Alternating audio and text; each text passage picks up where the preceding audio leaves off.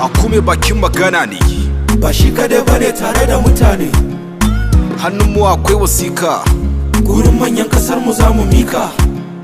a tawagar ni ne speaker, Ka cancanta dan kai arewaci a gabanka.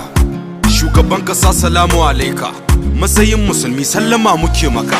Ni mai magana Adam wakilin arewa, al'umma sun ce in ce mulkin kasan babu kwarewa.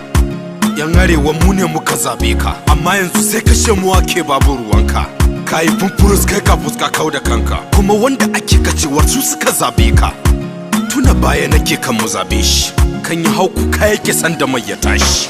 Nuna damuwa shinkafa ta yi farashi, abun tambayar shi din nan ne kowanne shi.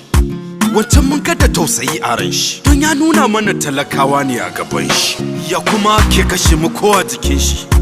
Dattijawan mu sun faɗi gaskiya, sun gaya mana mulkin ka na baya an sha wuya. Muka ce ka canza sunan ka mai gaskiya, a yanzu kai kadai ne zaka canja Najeriya. To ka haudin ga abun da ake yi, abun takaici kashe mu ake yi. Babu ruwanka kana bila cikin sanyi, ka ƙi ko ta'aziyya ka zo kai da muje sanyi. Yanzu nadamar zaben ka muke yi, don al'umma ake yi wa yankan rago. Sace wancan dauke wancan kaman agogo, a nemi diyar miliyan gundan mai tallar rogo. To tura fa ta fara kaiwa bango, gwamnati da dau mataki kan yan arewa su sunko. Shawara ce ba umarni ba, hakkinmu ne mu fada ma ba zabar ka mu kai ba. Muna sane da ku ministoci, ba ku da amfani kunmu yan arewaci, domin an nada ku ne dan al'umma. Amma wani hubbasa ku kai ko kuma himma, bisa kisan gilla da satar da ake wa al'umma. Yan majalisa sarakunan da zero, in ba damuwar kansu ba sa ko taba biro.